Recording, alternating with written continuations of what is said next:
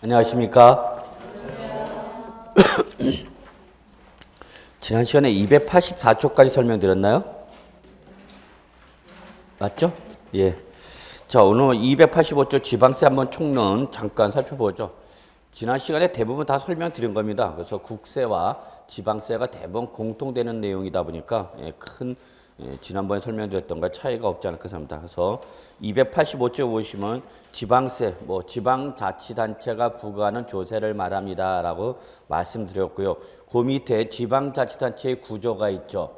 그래서 지방자치단체는 기본적으로 광역지방자치단체와 기초지방자치단체로서 수직적으로 이원화되어 있고, 그래서 광역지방자치단체에서 뭐를 두고 있다 여러분? 도.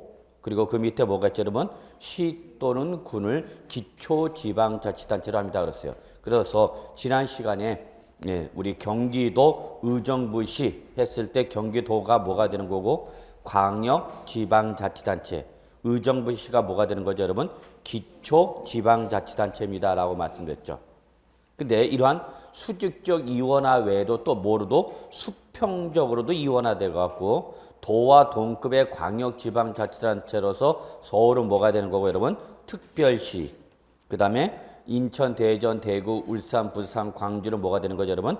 광역시. 그러니까 한마디로 말해서 경기도 도지사나 서울특별시장이나 인천광역시장이나 광역지방자치단체장이죠. 그 다음에 그 밑에 하부지방자치단체에서 시 또는 군과 동급으로서 특별시나 광역시 뭐는 여러분? 군은 뭐다 여러분? 기초지방자치단체죠. 그러면 서울특별시 우리 여기 노원구 죄송합니다. 노원구 서울특별시 노원구 할 때 노원구는 뭐다 여러분? 기초지방자치단체죠. 그러면 일반 시의 구는 지방자치단체가 아니지만 예를 들어서 경기도 성남시 분당구 하면은 거기도 뭐가 붙었죠 여러분? 분당구, 구가 붙었죠? 그러나 그 분당구는 기초지방자치단체가 아니다? 아니죠. 그렇죠? 이해하시죠? 어디까지만이야? 경기도가 광역이고 성남시까지가 기초지방자치단체고 분당구 할 때 구는 기초지방자치단체가 아닙니다 그랬죠 여러분. 그러나 서울특별시나 광역시 구는 뭐다 여러분? 기초지방자치단체다. 그러니까 한마디로 말해서 우리 여기 서울특별시 노원구 구청장이나 경기도 의정부 시장이라든지 그다음에 인천광역시 부평구청장 다 뭐야 여러분? 기초지방자치단체장이죠. 그래서 특히 요 특별시나 광역시의 구를 우리는 뭐라 그런다 그랬죠 여러분? 지방자치인 구를 말한다 그랬어요. 그래서 지방자치인 구를 말한다는 것은 특별시나 광역시의 뭐를 말한다? 특별시나 광역시의 구를 말하는 것이고 일반시의 구는 기초지방자치단체가 아닙니다 그랬죠. 그러면 제가 이렇게 지방자치단체 구조를 설명드린 이유는 지방세는 지방세의 종류마다 과세권자가 같다 다르다? 다르다. 지방세의 종류마다 과세권자가 다를 수 있다. 그래서 예를 들어서 여러분 286조 잠깐 보세요. 286조. 거기 286조에 보시면 지방세 분류가 나와 있죠, 여러분. 자, 그래서 누가 부과하는 지방세가 있고 도지사가 부과하는 도세가 있고 시장이나 군수가 부과하는 시군세가 있고 이와는 또 동급의 수평적으로 특별시 광역시장이 부과하는 지방세가 있고 구청장이 부과하는 뭐가 있다 여러분? 구세가 있습니다 그랬죠. 이 중에서 특히 광역지방자치단체장이 부과하는 대표적인 지방세에서 여러분이 꼭 기억해야 될 게 밑줄 취득세 그렇죠? 그래서 취득세는 누가 부과한다 여러분? 도지사. 그러면 서울이나 광역시는 누가 부과하는가 여러분?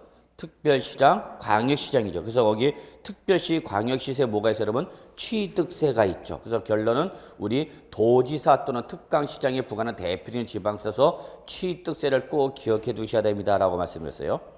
그 다음에 여러분 시군세 보세요. 시군세에서 1번 밑줄 재산세. 재산세는 누가 부과한다는 얘기예요, 여러분? 시장이나 군수가 부과하는 지방세라는 얘기야. 그러면 서울특별시나 광역시의 재산세는 누가 부과한다는 얘기예요, 여러분? 구세. 구청장이 부과하는 거죠. 그래서 2번에 보시면 재산세가 나와 있죠. 9세 2번. 9세 2번. 못 찾는다. 9세 2번 찾으셨어요? 예, 그러니까 자, 재산세는 시장이나 군수 또는 누가 부과한다 여러분? 구청장이 부과한다 그 얘기죠. 그런데 독특한 구조가 하나 있습니다 그랬어요. 자, 등록면허세 찾읍시다. 등록면허세. 2번 도세 뭐가 있죠 여러분? 등록면허세 있죠 밑줄. 그러면 일반적이면 특강시장이 부과해야 되는데 특강시장이 부과하지 않고 9세는 뭐가 나와 있어요 여러분? 등록면허세가 나왔죠. 이게 바로 작년에 기출문제 2015년도 기출문제 모범 답안이었어요. 그래서 작년 시험에 나올 때 특별시장이나 광역시장에 부과하는 지방세가 아닌 게 뭐냐? 특별시장이나 광역시장에 부과하는 지방세가 아닌 게 뭐냐 해갖고 답을 뭘로 요구했다 여러분? 등록면허세를 했어요. 그래서 등록면허세라고 과세권자가 누구였어요 여러분? 도세 또는 구세죠. 예, 그래서 얘가 독특하게 얘는 광역학 기초가 짬뽕 됐죠. 그러다 보니까 얘를 정답으로 물어본 거예요. 이렇게 출제어는 뭔가 튀는 애를 좋아한다 그래서 여러분 평이한 건 잘 안 물어봐요 여러분. 일단 그 세 가지는 꼭 기억하자 그랬어요 여러분. 우리 부동산세법 중에서 지방세니 취득세, 등록면허세, 재산세 이렇게 좀 기억해 두시고요. 그 다음에 그 맨 위에 보시면은요. 맨 위에 자 지방세와 관련돼서 부과되는 세법은요. 크게 세 가지로 구분해요. 지방세와 관련해서 부과되는 법은 크게 몇 가지로 구분하냐면 세 가지로 구분해요. 그래서 가장 기본적인 것이 지방세 기본법이 있죠. 쓰지 마세요. 책에 있는 것만 보세요. 지방세 총론은 대부분 국세 총론에서 다 설명드렸던 내용이기 때문에 그냥 가볍게 확인만 하고 넘어가는 거예요. 그 다음에 지방세법이 있죠. 지방세법. 그 다음에 지방세 특례 제한법 세 가지로 구성됐어요. 지방세에 대한 세법은 이 세 가지로 구성되어 있다 그 얘기입니다.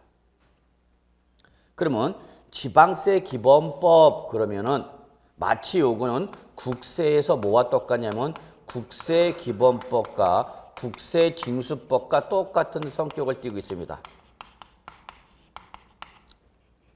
그러면 여기서 여러분 가장 포인트는 이거예요. 지방세 기본법. 그러면 모든 지방세 어떻게 하는 거예요? 얘는 기본적이고 공통적으로 적용된다 그입니다. 즉 우리 지방세는 오늘 현재 11가지가 있어요. 그 11가지 지방세 중에서 기본적이며 공통적으로 적용되는 규정만 따로 끄집어낸 것이 바로 뭐다 여러분? 지방세 기본법입니다. 지방세 기본법. 그래서 요거는 제목을 보고 얘는 지방세 기본법이니까 모든 지방세에 기본적이며 공통적으로 적용되는 규정을 모아놓은 것이 바로 뭐다 여러분? 지방세 기본법이에요. 우리 시험범위에 해당이 돼요. 지방세 기본법도 시험범위에 해당합니다. 그래서 조세 총론 또는 지방세 총론에서 어렵게 나오면 여기서 상당히 어렵게 나옵니다. 요 지방세 총론에서 지방세 기본법에서 물어봤을 때 여러분 여기서 나오면은 상당히 난이도가 높게 이례적 일시적 우발적인 문제로 많이 나옵니다. 저 구석에 있는 규정을 끄집어내서 여러분한테 객관식 문제상 특성상 만점을 주지 않겠다고 해서 여기에 있는 내용을 물어보기로 합니다. 그럼 우리 하나를 맞추기 위해서 이걸 다 해야 되느냐? 그러기는 너무나 힘들어. 우리 당장 뭐 해줘야 돼? 민법, 개론, 공법이 기다리고 있죠. 그것 좀 끝나면 중개법하고 공시법, 세법하고 이제 공시법하고 세법 하려면 이제 피곤하잖아. 그래서 공부하기 힘들 텐데. 그래서 이런 부분은 제가 시험에 나올 만한 것만 몇 개 딱 잡아드리고 그걸 벗어나면은 어떻게 하겠다? 그는 버리겠다. 이렇게 생각하실 수도 있어요, 여러분. 그래서 한마디로 말해서 지방세 기본법은 지방세의 기본이며 공통적인 내용을 다루는 법이 바로 지방세 기본법이다라는 거고요. 지방세법 있죠. 자, 지방세법은 지방세 개별세법에 대한 지방세의 개별 세목에 대한 과세 요건을 규율 규정한 것이 바로 뭐냐면 지방세법입니다. 그럼 예를 들어서 우리가 여기서 지방세법에서 우리가 공부하는 것이 취득세, 등록면허세, 재산세 이거를 중점적으로 3대 지방세라 해갖고 우리가 이 취득세, 등록면허세, 재산세를 중점적으로 공부합니다. 그러니까 지방세 다 공부하는 것이 아니라 지방세를 다 공부하는 것이 아니라 이 중에서 지방세법 중에서 규정되고 있는 건 뭐만? 취득세, 등록면허세, 재산세 11가지예요. 11가지. 12가지가 아니라 11가지. 예, 그래서 그 지방세법은 12개가 아니라 11가지로 좀 고치십시오.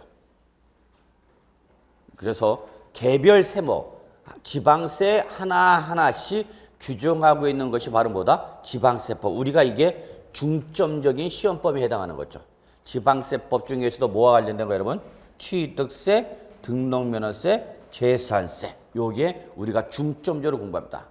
요거 말고도 우리가 하나 있는 게 이제 지역 자원 시설세라든지 그다음에 지방 교육세 뭐 이런 것은 있는데 그런 것은 구체적으로 들어가지는 않고 요 정도만 우리가 다룬다. 이렇게 보시면 되겠어요. 그다음에 지방세 특례 제한법은 시험에 안 나오고 있습니다. 지방세 특례 제한법은 사실 제일 어려운 게 지방세 특례 제한법이에요. 요 지방세 특례 제한법은 가장 중요한 특징이 뭐냐면 여러분 거기 보시면 지방세에 관한 자 밑줄 면제, 경감, 감면 요러한 성격 즉 지방세 부담을 낮춰주는 것, 지방세 부담을 낮춰주는 것을 규정한 법률이 바로 뭐냐면 지방세 특례 제한법이다. 저는 여러분이 실무 나가시면 많이 공부를 해둬야 되는 것이 바로 이쪽이에요. 여러분이 이 법을 많이 공부할수록 고객한테 지방세 부담을 어떻게 하는가? 낮춰줄 수 있도록 유도할 수 있다는 얘기죠, 여러분. 그래서 여기서 가장 중요한 것은 지방세 면제, 경감, 감면 이러한 내용을 규제하는 것이 바로 뭐다, 여러분? 지방세 특례 제한법이에요. 지방세 특례. 요거는 세부담 무겁게 하는 거야, 가볍게 하는 거야, 여러분? 가볍게 하는 거예요, 가볍게. 근데 요 부분은 계속 영구적 규정이 아니라 일몰제를 적용해서 한시적 규정입니다. 한시적. 영원히 감면 혜택을 주는 것이 아니라 일정 기간 동안만 혜택을 줍니다. 뭐 예를 들어서 5년간 이런 식으로 그래서 5년 지나서 계속 적용할 거냐 말 거냐는 것은 그때 가서 다시 판단하는 거야. 그래서 이 지방세 특례 제한법은 대부분 감면 규정이 무슨 규정이냐면 한시적 규정입니다. 그래서 이러한 내용을 다루고 있는 것이 바로 지방세 특례 제한법이다. 그래서 우리가 지방세는 관련돼서 법률이 3가지가 있다. 지방세 기본법, 지방세법, 지방세 특례 제한법인데 마무리할게요. 지방세 기본법은 지방세 기본에 관한 공통적인 내용을 규제하는 법이 바로 지방세 기본법. 우리 시험에 나온다 안 나온다? 나와요. 가끔가다 나와요. 나왔을 때 쉽게 나온 경우보다는 어렵게 나오는 경우가 많아요. 물론 이 중에서도 시험에 나올 만한 계속적 반복적으로 출제될 수 있는 부분도 있지만 기본적으로는 어렵다. 그 다음에 우리가 지방세법은 개별 세목, 우선 중점적으로 하는 것이 뭐예요, 여러분? 취득세, 등록면허세, 재산세 등 개별 세목에 대한 어떤 과세 요건을 규제하는 법이 바로 뭐다? 지방세법이다. 여러분 지난 시간에 제가 과세 요건 뭐다라고 말씀드렸는데 기억나시나요? 안 나오셔서 모르죠? 그런 분들 계시죠? 지난주 안 나온 사람 저는 알고 있어요. 미리 말씀드릴게요, 여러분. 작년에도 5개 집안을 제가 말아먹어 버렸어요. 왜냐면은 안 나오신 분들 집에 전화 걸어요. 왜 되게 사모님이 안 나오셨나요? 뭐라고요? 학원에 나갔다고요? 안 왔어요. 그래갖고 5개 집안을 말아먹었어. 그리고 수업 시간에 도망가는 분들 다 잡아냅니다. 1교시 끝나고 가신 분, 2교시 끝나고 가신 분, 저를 자꾸 테스트하려고 하지 마세요, 여러분. 자, 그래서 과세 요건이라는 것은 납세 의무가 성립하기 위해서 법률에서 규정하고 있는 요건을 바로 뭐란다, 여러분? 과세 요건. 그래서 한마디로 과세 요건은 뭐 하기 위해서? 과세하기 위해서 법률에서 규정되어야 할 요건을 뭐란다, 여러분? 과세 요건이라 합니다. 어렵게 생각하지 마시고요. 과세를 하기 위해서 법률에서 규정되어야 할 요건을 뭐라 한다 여러분? 과세 요건. 기본적으로 과세권은 네 가지를 들고 있습니다. 일반적 과세권 네 가지가 있습니다. 뭐 있죠? 예, 대답하신 분이 계시네요. 네, 놀랬어요. 다른 학원에서 대답을 못했는데 납세무자, 과세물권, 과세표준과 세율, 예, 요 네 가지가 일반적 과세요건이다 라고 말씀드렸는데 기억이 나요? 안 나요? 예, 안 나죠? 예, 안 나는 게 정상이야 지금은. 걱정하지 마시고요. 그래서 이러한 개별 세목에 대한 과세요건을 규율규제하는 법이 바로 뭐다 여러분? 지방세법.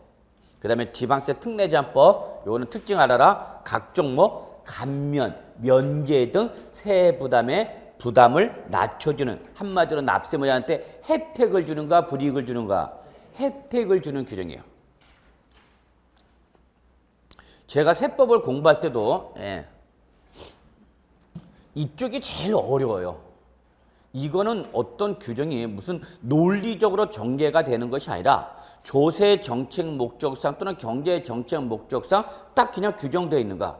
그리고 이게 계속 가는 게 아니고 일몰제를 도입하기 때문에 이 감면 면제가 영구적으로 하는 것이 아니라 최장 5년 단위로 보통 끊습니다. 5년.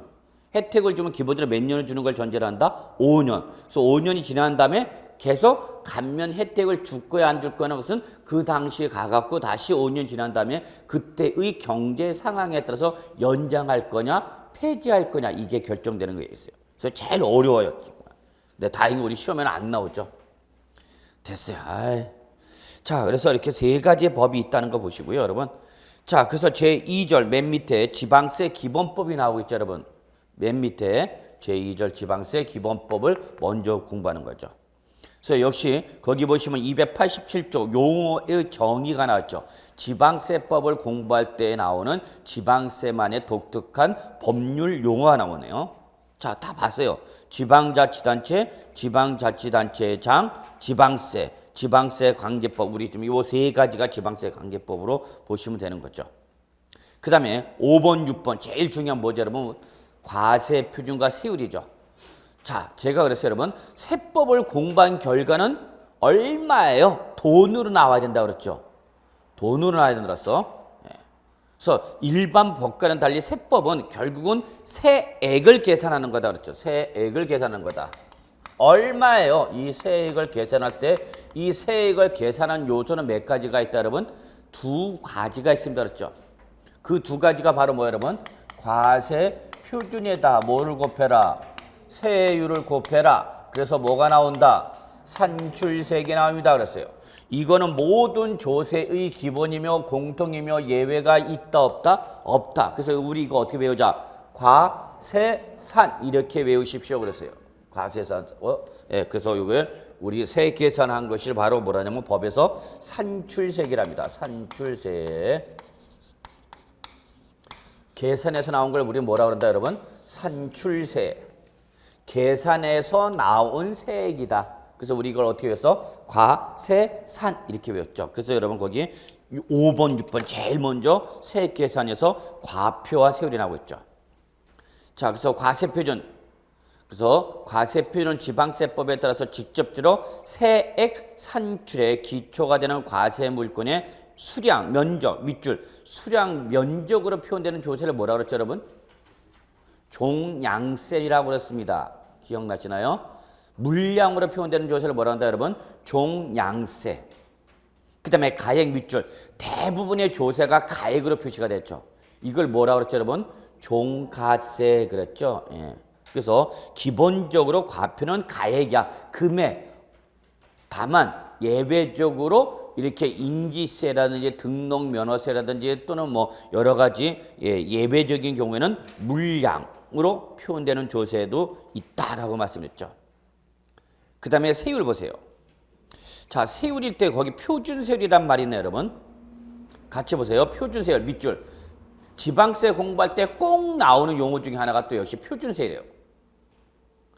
자, 표준세율은 지방자치단체가 지방세를 부과할 때 밑줄 통상적으로 적용되어야 할 세율을 바로 뭐라냐면 표준세율이랍니다. 한마디로 말해서 기준이 되는 세율을 말합니다. 기준이 되는 세율. 근데 이 표준세율은 특징이 여러분 가감 조정할 수 있습니다. 가감 조정할 수 있다. 이 가감 조정할 수 있는 세율을 우리 다시 이따 배우겠지만 뭐라냐면 탄력세율을 정합니다. 탄력세율. 표준세율을 기준해서 일정한 범위 안에서 뭐 할 수 있다 여러분? 가감 조정할 수 있다. 이때 이렇게 가감 조정할 때 기준이 되는 세율을 뭐란다 여러분? 표준세율. 기본세율이다 보시면 돼요 여러분. 기본세율. 그 다음에 우리 거기 과세표준 신고서는 요 과세표준을 계산한 신고서를 말하는 거고요. 예, 그 다음에 과세표준 수정신고서는 이미 신고한 거를 수정하는 걸 말해요. 그 다음에 법정신고기한은 자 법정신고기한은 신고납부세목에서 나온다. 보통징수세목에서 나온다. 자 여기 다음 페이지 보시면은 여러분 어디 보시냐면은 16번 보세요. 16번 밑줄 19번 밑줄, 특별징수 밑줄, 이 세 놈 묶읍시다. 이 세 놈 묶으세요. 그래서 이 세 가지가 바로 뭐냐면 지방세 부가징수 방법을 말합니다. 그랬죠? 지방세를 부과할 때에 지방세 부가징수. 그래서 요 지방세 부가징수는 어떻게 납세 의무를 이행할 것이냐는데 이때 지방세 부가징수 방법은 몇 가지가 있다 그랬어요 여러분? 세 가지. 거기 나와있죠. 우리 밑줄 친구 뭐 신고 납부 그 다음에 뭐 보통징수 그 다음에 뭐죠 여러분? 특별징수 세 가지가 있습니다 그랬어요. 아주 중요한 거 이거는 별표 3개짜리야. 우리가 계속 지방세 이거 공부해요 여러분. 개별 세목 공부할 때 마지막에 꼭 나오는 게 부가징수예요. 그래서 이 셋 중에 하나를 여러분은 고르셔야 돼요.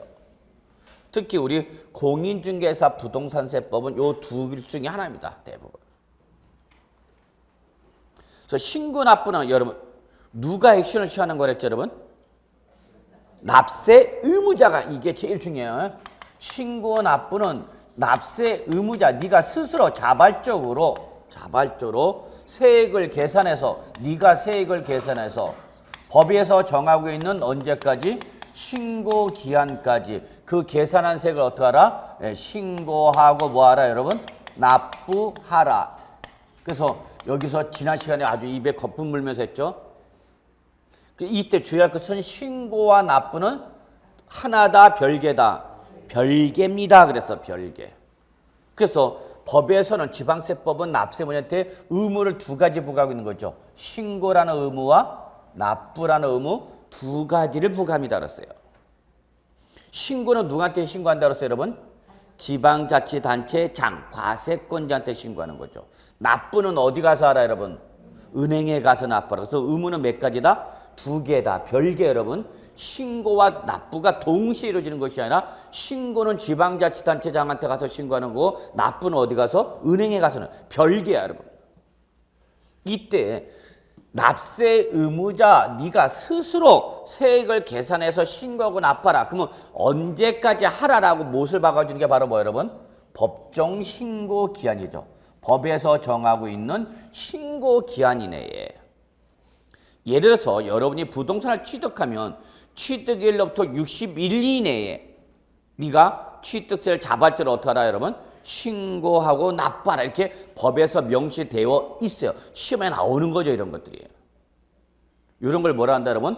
법정 신고 기한이라는 거죠. 법정 신고 기한. 취득일로부터 기본적으로 며칠 이내 여러분? 60일 이내. 취득일로부터 며칠 이내? 60일에 부동산을 매매 등으로 취득하거나 매매를 취득했다. 그러면 그 취득한 자가 자발적으로 취득한 날도 며칠 이내? 60일 이내에 취득세를 어떻게 하라는 얘기야? 신고하고 그때까지 뭐하라? 납부하라. 안 하면 그 신고와 납부를 안 하면 어떻게 하는 거예요 여러분? 가산세야 가산금이야? 그렇죠. 가산세죠. 이때는 아주 중요한 거예요 여러분. 다.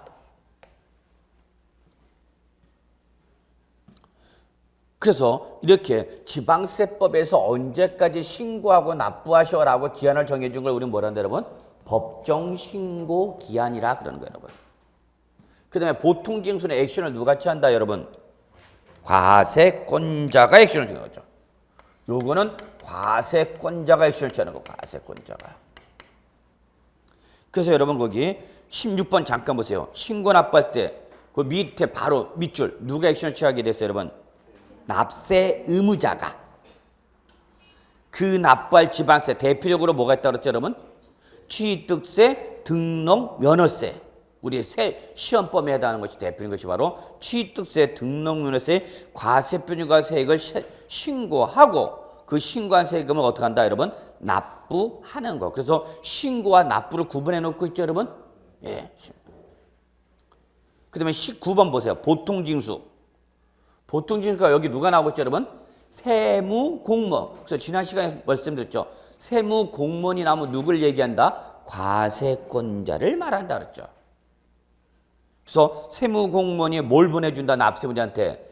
납세고지서. 그래서 지난 시간에 말씀드린 게 여러분 매달 각종 오는 공과금을 봐라. 공과금이 우리 지방세는 뭐라 표현한다 여러분? 보통징수라 한다. 그래서 요 보통징수는 과세권자가 세액을 계산하는 거죠. 얘가 계산해서 세액을 계산해서 여러분 우리 휴대폰 요금 한 달 내내 쓰잖아. 시도 때도 없이 전화해. 나는 그렇게 전철이니 버스 안에서 뭔 통화를 그렇게 오래 하는지 아주 난 징그러 죽겠어 하여튼. 오빠 그래 하면서 그냥 그러면 오빠하고 그냥 계산돼. 예전에 한번 저기 화곡동에서 오는데 까치산역에서 탔는데 제 집에서 저기 둔촌역까지 내가 볼 때 1시간 10분 이상 걸릴 때 계속 통하는 거야. 오빠가 뭐 잘못한 줄 알아? 그것도 뭐라 그러니까 그래 알았어 잘못했어 미안해. 뭘 잘못했다는 거야? 그러면서 하여튼 나중에 맨 처음에 지들끼리 또 치고받고 싸우나 봐. 내가 그 옆에서 듣고 있다가 내가 그 오빠 내가 쫓아갖고 그냥 죽여버리고 싶어서 정말 어떤 오빠인지 내가 이 새끼 1시간 10분을 떨어. 내가 걔 사생활을 다 들었어. 아유 정말 묻어버리고 싶었어 그냥 둘 다 그냥. 난 그리고 또 걱정되는 게 있어. 저는 뭐 핸드폰 요금은 도대체 누가 내냐. 그랬더니 그 오빠가 내나 봐. 자, 그러면 여러분 휴대폰 사용하면 매달 뭐가 날라와요, 여러분? 고지서 날라오죠? 우린 그걸 뭐라 하는데, 여러분? 보통징수. 사업자가 전화요금 계산해서 여러분 보내주죠? 통화 시간, 통화 건수 다 계산해서. 똑같이 우리 지방세를 과세권자세. 요게 차이점 여러분. 시험은 요런 게 나오는가? 세액을 계산해서 여러분한테 거기 나왔죠? 뭘 보내준다, 여러분? 고지서. 납세 고지서 날라오는 거죠.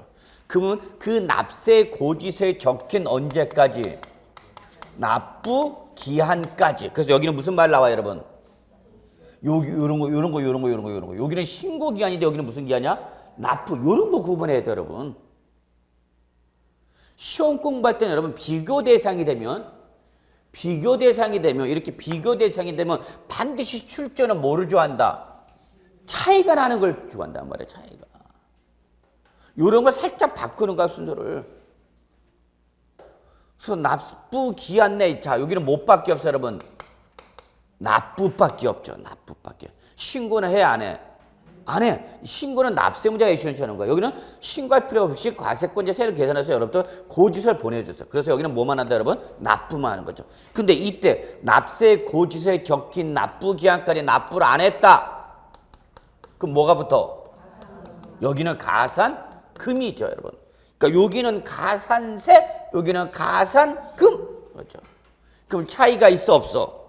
있죠. 제가 분명히 이렇게 시험에 나오면 이런 거 차이점이 나온다 했죠? 요거 작년에 나왔습니다 그랬어요, 작년에. 답이었어, 답. 과세권세를 계산해서 납세 고지서에 적힌 납부 기한 내 납부하지 아니하면 뭐가 부과된다?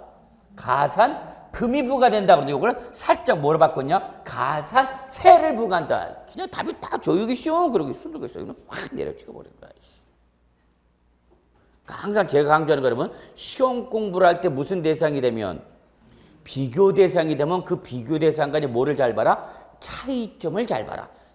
다른 과목도 똑같아요, 여러분. 다른 과목도. 그래서 항상 구분할 땐 구분하는 애들 간에 뭐가 있고요, 여러분? 차이점이 있고, 묶을 때는 묶는 애들 간에 뭐가 있다, 여러분? 공통점이 있습니다. 꼭 그거를 인식하시면서 공부하셔야 됩니다. 그렇죠? 다시 한번, 묶을 때는 묶는 애들 간에 뭐가 있고, 여러분? 공통점이 있고, 구분할 때는 구분 애들 간에 반드시 뭐가 있다? 차이점이 있다. 차이점이 있으니까 구분하는 것이고, 공통점이 있으니까 걔들끼리 어떻게 하는가? 묶는다. 이걸 잊지 마시기 바라겠습니다, 여러분. 자, 그래서 여기 보통징수, 세무, 공무원, 과세권자 세율 계산해서 납세자에게 뭘 보내줘요, 여러분? 납세 고지서. 그 고지서에 적힌 금액을 고지서에 적힌 언제까지? 납부기한까지 납부한다. 자, 20번 특별징수. 자, 여러분 요거를 국제에서는 뭐라고 한다 했죠, 여러분? 원천징수. 꼭 기억하셨죠? 여러분 이 원천징수란 말은 많이 듣고 있어요, 여러분. 그래서 원천징수는 어떤 소득금액이나 수익금액을 지급하는 자가 그 지급하는 소득금액이나 수익금액에 대한 소득세 등을 빼고 주는 걸, 이걸 뭐란다, 여러분? 원천징수. 이걸 지방세에서는 뭐라 표현한다, 여러분? 특별징수. 그래서 지난 시간에 제가 여러분 꼭 기억할 게 따랐죠. 여러분의 소득에 대해서 뭐가 부과되면? 소득세가 부과되면 이 소득세에 대해서 몇 프로? 10% 상당액으로 한 번 더 반드시 뭘 내야 된다? 지방 소득세를 내야 됩니다. 그랬죠, 여러분. 그러면 외우는 거 아니야? 써져 있네. 뭐에 대해서? 소득세에 대해서 부과되는 뭐다, 여러분? 지방세다. 그래서 항상 뭐가 있는 것은? 소득세가 있는 것은 소득세 10%의 상당액에 뭐가 있다, 여러분? 지방소득세. 단 주의하라. 얘가 예전에는 부가세로 구분하다가 지금은 징수 방법을 바꿔서 부가세가 아니라 뭐로 부과한다, 여러분? 독립세로 부과합니다. 그랬죠, 여러분.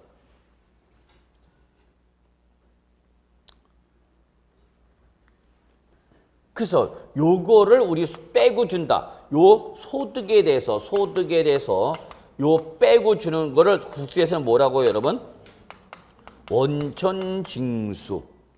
요걸 지방세에서는 뭐라 표현한다, 여러분? 특별징수. 이렇게 되는 거죠.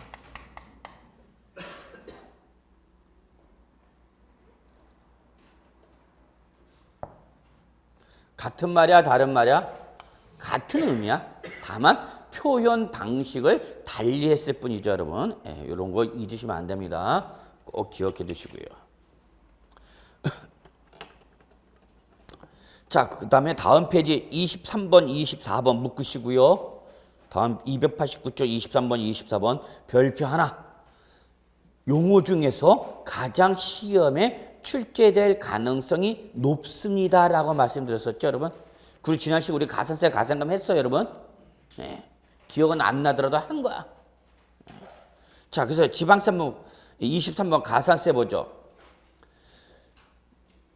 자, 가산세는 반드시 지방세 기본법 또는 지방세 관계법에서 규정하고 있는, 즉 세법에서 규정하고 있는 뭐, 여러분? 의무. 이 말이 반드시 나와야 된다 그랬죠, 여러분. 가산세에 대한 정의를 내리면은 얘는 반드시 세법에서 정하고 있는 뭐를 이행하지 아니하면? 의무를 이행하지 아니하면 이때 부과는 행정벌적 성격을 띠고 있는 걸 뭐라 한다고요, 여러분? 가산세랍니다. 그래서 저는 이렇게. 그 다음에 가산금 무슨 성격을 띠겠죠, 여러분? 납세 고지서 등에 적힌 납부기한까지 뭐를 하지 않았을 때? 납부하지 않았을 때 이거죠.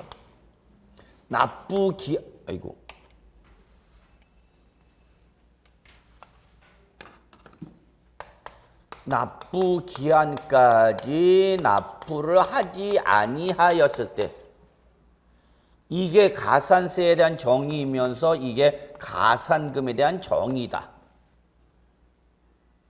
요 말을 찾아라. 요 말에 따라서 가산금으로 가냐 가산세로 가냐가 결정된다. 그렇죠. 그래서 아까 말씀드렸던 것처럼 이거를 하면서 납부기한이나 납부하지 않으면 뭐가 부과되는 건데? 가산금인데 요거를 작년에 2015년도에 이거를 살짝 뭐로 끄집어내서 가산세로 끄집어낸 거죠. 우리 막 답이 다 보였어. 그래서 나쁘게 나쁠 때 이때 부가는 연체료적 성격을 띠고 있는 걸 뭐란다 여러분? 가산금. 요거는 행정벌. 중개법에서는 요거를 뭐라고 표현하냐면 과태료 이랬죠. 자, 공인중개사법에 따르면 공인중개사한테 엄청나게 여러 가지 많은 의무를 부과하고 있어. 하여튼 부동산 매매를 중개하게 되면 공인중개사가 다 모든 법적 책임을 져야 돼.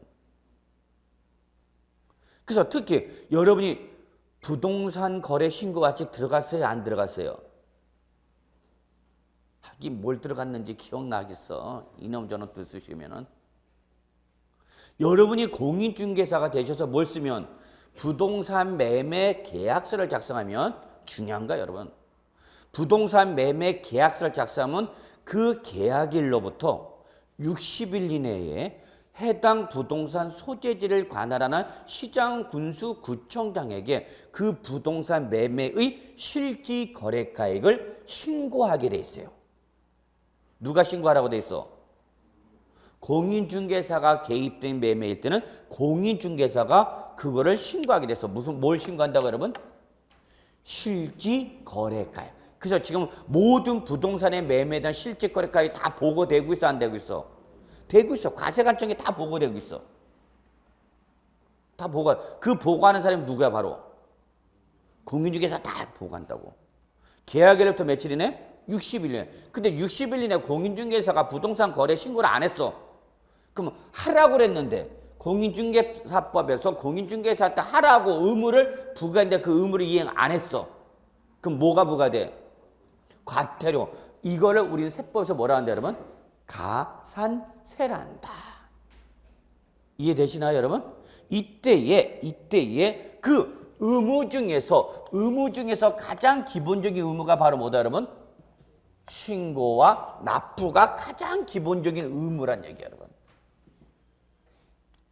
의무에서 가장 기본이 신고와 납부예요 여러분. 그러면 신고와 납부를 안 했다. 그러면 뭐가 부과된다 여러분? 가산세가 부과되는 거죠. 그래서 거기 23번 지방세 기본법 또는 지방세 관계법 요거죠. 세법이죠. 세법에서 정하고 있는 뭐 밑줄 의무 이게 키워드야. 여기까지만 밑줄 돼. 세법상 의무를 결론 이행했어 안 했어? 안 했죠. 그래서 그 밑에 의무의 성실한 이행을 확보하게 하여 밑줄 의무를 이행하지 아니할 경우 뭐 결론 이렇게 밑줄 치면 돼. 세법에서 규정하고 있는 의무를 이행하지 아니할 경우 지방세 기본법이나 지방세 관계법에 따라서 어디에 산출한 세액에 과산하여 징수하는 금액을 뭐란다 여러분? 가산세란다. 다만 단서 놓치면 안 되네. 가산세와 가산금은 뭐다 여러분? 별개. 그래서 서로 포함 대상이 될 수 있다 없다? 없다. 그래서 거기 밑줄 가산금은 가산세에 포함한다 포함하지 아니한다? 포함하지 않다. 이것도 시험에 나와서 최근에 포함한다 이렇게 말을 바꿔놨네. 출전이 틀리라고 낸 거야? 맞으라고 낸 거야? 맞으라고 낸 거야 여러분. 그 다음에 24번 가산금 밑줄 납부 기한까지 뭐 했을 때 완납하지 아니할 때 요게 가산금이 나오기 위한 용어죠. 근데 가산세는 아까 어디다 더한다고 그랬죠 여러분? 산출세액에 가산한다고 그랬죠. 근데 여기는 어디다 더한다고 그랬어요 여러분? 고지세액에 가산한다 했죠. 고지세액. 왜 고지세액이죠 여러분? 이거죠. 보통 징수는 과세권자가 세액을 계산해서 여러분한테 뭘?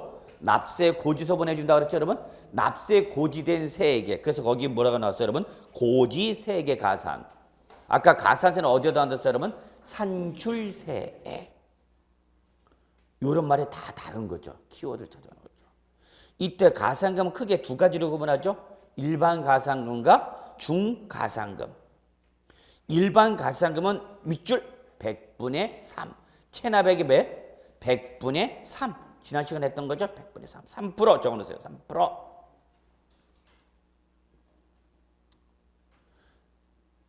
그죠? 100분의 3은 우리 퍼센트를 기억하면 우리 몇 프로를 기억하는가? 3%. 꼭 기억해두셨죠. 5% 아니야? 5%로 고칠 수 있어 출제원이. 왜냐면 예전에는 가산금이 5%였어요. 근데 지금 무슨 시대니까? 저금리 시대죠. 그러니까 금리도 내려가니까 가산금리도 내려간 거 5%에서 3%로.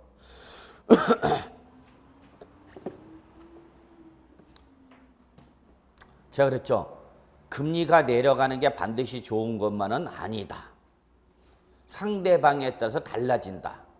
채무자 입장에선 금리가 내려가는 게 뭐하지만 좋겠지만 일반 투자자 입장에서는 금리 내려가는 게 안 좋죠. 우리 서민들 대출을 안 받는 사람이 돈을 모으려면 돈을 모을 수가 없어.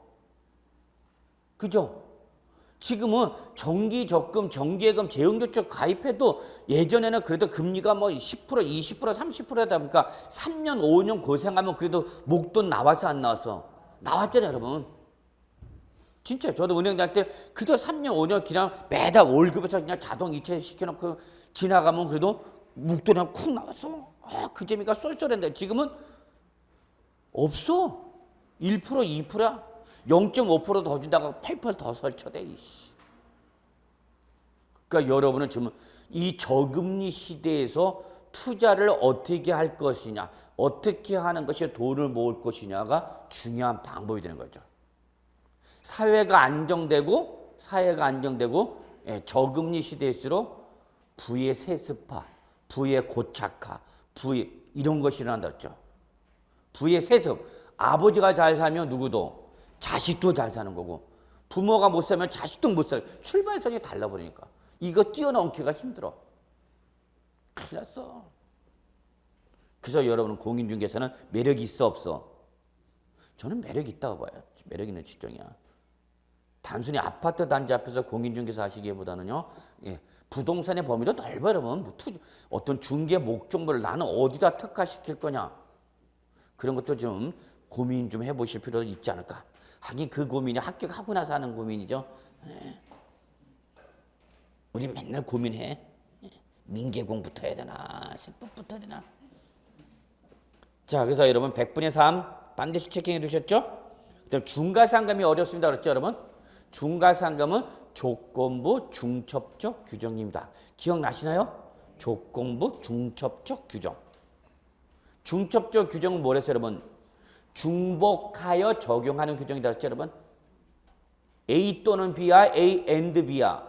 A and B죠? 근데 단 무조건이 아니라 봐. 조건이 성취됐을 때 그 조건이 거기 나왔죠. 거기 조건이 어디 나왔냐면 넷째 줄 보세요. 밑에 위에서 넷째 줄. 중가상금 넷째 줄. 마지막에 밑줄이 있죠. 밑줄 시뻘겋게 밑줄입니다. 30만 원 미만일 때는 적용하지 아니한다. 다른 말로 말하면 30만 원 이상일 때 적용한다 그랬죠. 그래서 우리는 기억할 때 이상일 때 적용한다 라고 기억하지만은 법률적 표현은 미만일 때 적용하지 아니한다. 이 표현에도 익숙하라 그랬죠, 여러분. 그러면 제가 입에 거품 물면서 하나 더 했죠. 국세일 때는 100만 원. 요게 가산세와 가산금의 차이점이다 그랬죠. 국세와 지방세의 차이점. 가산금에서 지방세, 가산세나 가산금이나 기본적으로 국세, 지방세 내용이 어떻다? 같다. 다만 특히 가산금은 국세와 지방세 똑같은데 단 요거 30만 원, 100만 원 요것만 차이가 있다. 시험에는 뭐가 나온다? 차이가 나온다. 그러면 중가상금은 체납액이 얼마 이상일 때 적용한다 그러면 30만 원 이상. 그러면 여기 밑줄 들어가야 되겠죠. 중가상금의 특징 밑줄 납부 기한이 지난 날부터 1개월이 지날 때마다 밑줄 쳐야 돼. 납부 기한이 지난 날부터 1개월이 지날 때마다 요거를 네 글자로 뭐랬어요 여러분?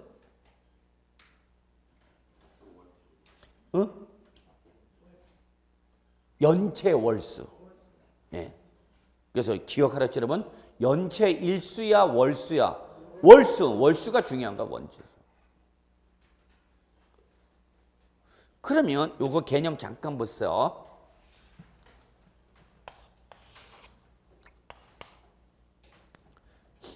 건물분 재산세는요, 7월 31일이 납부기한이에요. 7월 16일부터 7월 31일 사이에 뭘 낸다, 여러분? 건물분 재산세를 내게 됐어요. 그래서 여러분한테 고지서가 날라오는 거야. 그러면 고지서가 날라온 거 보면 언제까지 나오세요, 여러분? 7월 말일까지 내세요. 이렇게 하는 거죠. 근데 이때 납부를 했어, 안 했어? 안 했죠. 했으면 얘기가 안 돼. 납부 안 했으니까 고지서에 적힌 날짜까지 납부를 안 했으니까 가산세, 가산금. 근데 이때 고지서에 보니까 50만 원이 나왔네요, 여러분. 50만 원. 고지서액이 얼마? 50만 원. 그럼 일단 납부 안 했으니까 기본적으로 가산금 무조건 몇 프로 붙는 거예요, 여러분? 3%. 얼마에? 네, 50만에 3%. 우리는 이게 어려워. 50만에 3%가 얼마인지를 몰라. 얼마예요? 15만 원, 15,000원, 1,500원. 15,000원이죠? 15,000원. 순간적으로 헷갈리면 이렇게 얘기나. 30%면 얼마? 15만 원이죠. 3%가 얼마 되는가? 15,000원. 무조건 부과되는 거죠, 여러분? 그런데 이때 체납액이 얼마니까? 50만 원이니까 한 번 더 중과상금을 때려야 돼, 안 때려야 돼? 때려야 돼. 왜 때려야 돼? 체납액이 얼마 이상이니까? 30만 원 이상에 걸린 거죠? 네. 그래서 얘가 언제 냈나 봤더니 여러분 9월 20일 날 냈대. 실제 납부는 언제 때? 9월 20일. 자, 그러면 여기서 납부 기한이 지난 날로부터 몇 개월이? 1개월이 지날 때마다. 잘 봐야 돼. 해설을 잘해야 돼. 1개월이 뭐 할 때마다? 지날 때마다. 이거 10월로 합시다. 10월 20일로. 그러면 요 7월 30일로부터 1개월이 지나니까 몇 개월? 언제? 8월 말. 그리고 언제? 9월 말이죠. 8월 말, 9월 말. 10월 말은 아직 안 지났죠. 그럼 연체 월수는 월수가 지나간 게 몇 개란 얘기 여기? 2개. 그렇죠. 2개. 이해하세요? 요거 좀 적어 놓으셔야 돼요. 요거 적어 놓으라고. 그래야 이해돼, 여러분. 납부 기한이 지난 날부터 1개월이 지날 때부터. 즉 우리는 이걸 뭐라고 표현한다, 여러분? 연체 일수 월수. 그러면 납부 기한이 7월 30일인데 언제 냈다? 10월 20일 냈다. 그럼 요때 월이 지나간 게 몇 개냐 그 얘기야. 1개월이 지나간 게 몇 개냐. 그러면 7월 말부터 죽여서 8월 말, 9월 말, 10월 말은 지나갔어, 안 지나갔어? 안 지나갔죠. 그러니까 연체 월수는 얼마 나오는가? 2개월이 나오죠. 그러면 50만 원 곱하기 얼마랬죠? 중과상금률은 1000분의 12. 그럼 몇 프로야 이거? 1.2%라는 얘기죠. 곱하기 연체 월수. 얼마 나와야 돼? 2개월이 나와야 되는 거죠. 연체 월수로는?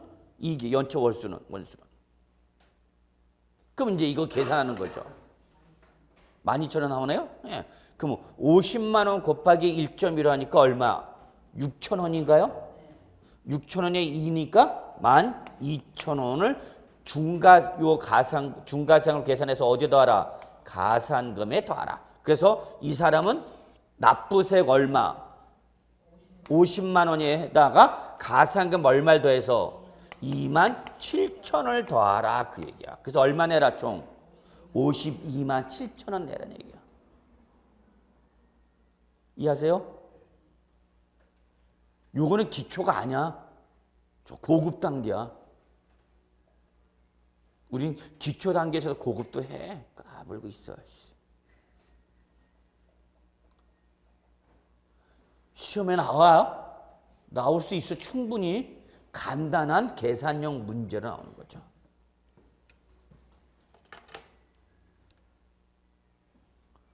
세법은 이거야. 결론은 우리에서는 세법은 결론은 뭐야? 계산이야, 계산. 얼마야? 그래, 얼마.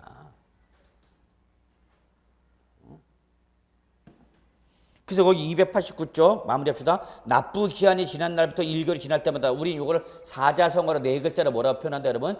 연체월수. 체납된 지방세 밑줄 얼마? 1000분의 12죠. 1000분의 12. 퍼센트로는 1.2%. 이 상당한 가산금은 어디다? 가산금에 가산하에 징수한다. 가산은 더한다는 얘기죠, 여러분. 단 이때 월수는 몇 개월을 초과하지 못한다. 60개월. 60개월 어디서 나온 거랬죠, 여러분? 소멸시효기간 5년에서 나온 거랬죠, 여러분? 소멸시효기간 몇 년? 5년.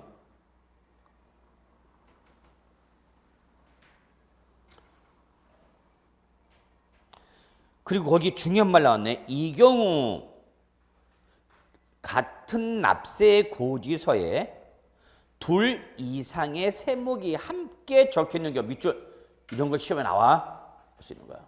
기초지만 기본이지만 동그라미 시뻘겋게 세목별. 세목별이 중요한가? 출제는 세목을 고쳐. 조건 갖고는 출제 안 고쳐. 그 조건에 따른 결과를 갖고 장난쳐. 그래서 이때는 뭘로 판단한다 여러분? 세목별. 이거를 출전에 싹 밑에다 적으세요 여러분. 총액 X. 세목별을 쫙 뭐로 바꿔? 총액. 이렇게 말을 바꾸면 여러분은 어머 이 아저씨 봐 하고 실수하고 있네 하고 잡아내야 돼. 무슨 별? 세목별 판단이야. 총액으로 판단한다 그러면 맞았다 틀렸다. 틀렸다. 즉 30만 원 이상이냐 아니냐를 판단할 때 30만 원 이상이냐 아니냐 판단할 때는 고지서의 재산세, 지방교육세, 지역 자본시세 이렇게 기본적으로 세 가지가 고지가 되는데 이때 30만 원 이상 여부는 합한 금액 이 세 가지 재산세, 지역 자본시세, 지방교육세를 합한 금액으로 30만 원 이상을 따지는 게 아니라 세목별로. 납세 문제한테 유리한가 불리한가? 세목별로 하는 게 유리하죠.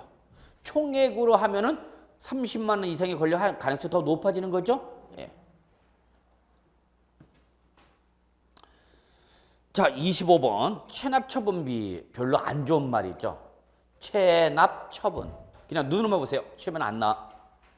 체납처분에 관한 규정에 따른 재산의 자 포인트는 이거예요, 여러분. 압류 단계부터.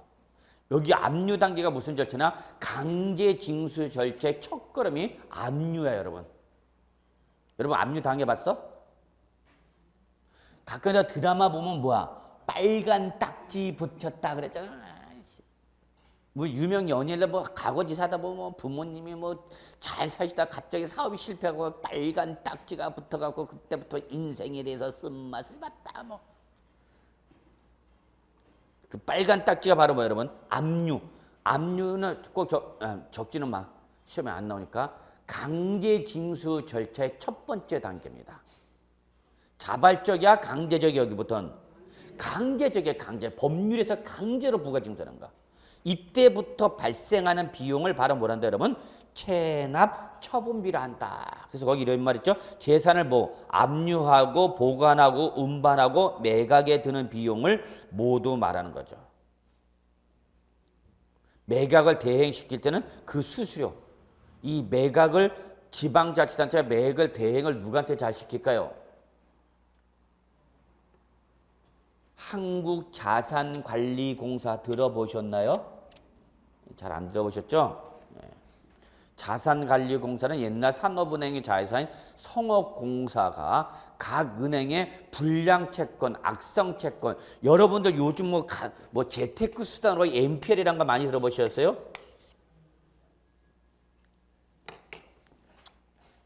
알았어, 지워버려.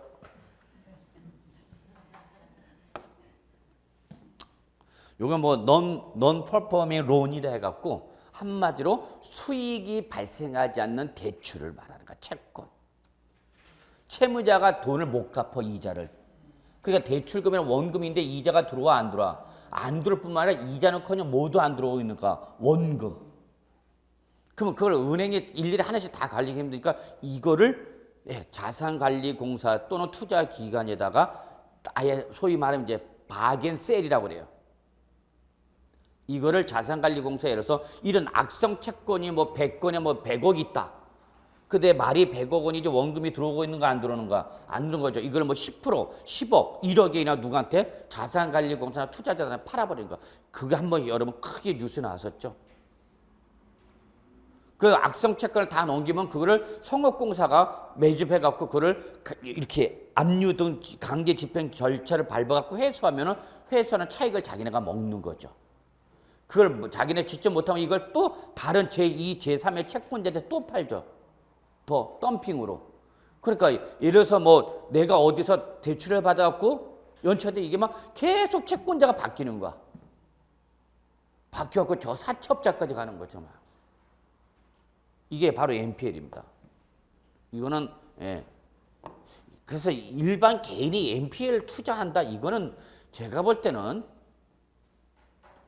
일개 개인이 수익을 벌기가 힘듭니다. 전문 기관하고 싸움하는 겁니다. 그래서 조금 어폐가 있지 않나 생각하는데 하여튼 그래서 한 채 재테크스나 뭐 교보서점 뭐 이런 데 가면은 NPL에 관한 책 많이 주부님들 많이 뛰어들어요. 뭐 2, 3억짜리, 5억짜리 뭐 이 정도 갖고 뭐 한번 고수익을 한번 창출해 보겠다. 들어갔다 물리는 거죠. 하지 마. 자, 체납처분비 이런 거 있죠, 여러분.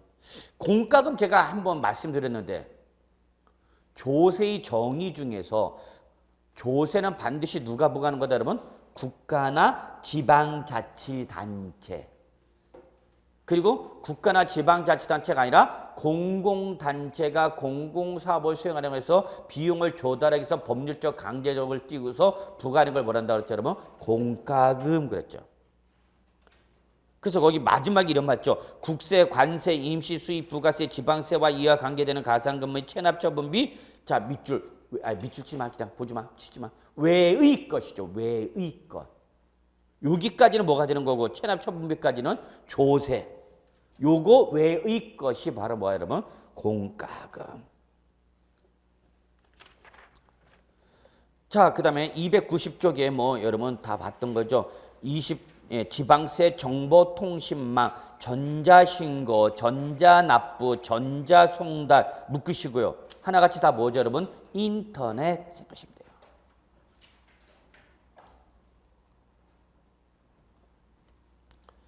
문제 나머지 32번, 33번 체납자, 체납에 그래서 체납자 납부기한까지 납부하지 아니한 자 그랬죠, 여러분.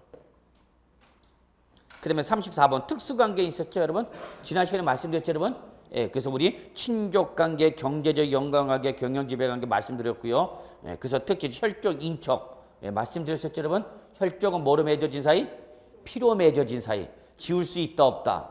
없다. 피만 정확하다면 지울 수 있다, 없다? 없다. 절단이 된다, 안 된다? 안 된다. 그런데 인척은 혼으로 맺어진 사이이기 때문에 절단이 된다, 안 된다? 된다. 이게 또 하나의 세테크 수단이 되기도 합니다. 배우자일 때 적용한다 그랬으니까 그럼 배우자가 아니면 되는 거죠. 그래서 뭘 하는 거야? 가감하게 위장 이혼을 많이 하는 거죠. 그래서 처자식이 예전에 여러분 우리 KBS인가 어디 보면 그 좋은 나라 운동본부가 해갖고 지방세들 이렇게 악성 체납자들 이렇게 잡으러 다니는 거 있었잖아. 이렇게 자동차 뭐 외제차도 이렇게 몇 대씩 갖고 있고 뭐 처명의로 자식 명의로 뭐 아파트 빌라 뭐 이렇게 오피스를 갖고 있는데 세금을 안 내고 있는 사람도 잡으러 가요. 그럼 하나같이 대부분 뭐 했대? 대부분 다 뭐 했어? 그 사람들 이혼했다고 그러잖아. 이혼했다고 그러잖아. 그 과세관청이 이 과세 압류 등을 해 못해. 못해. 명의 다 바꿔놨으니까.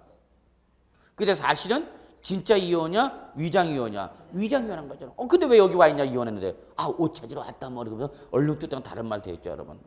그게 하나의 수단이 되는 거죠. 그래서 보시면 되겠고요. 자, 그래서 이번 시간은 여기까지 하도록 하겠습니다. 자, 10분 쉬고요.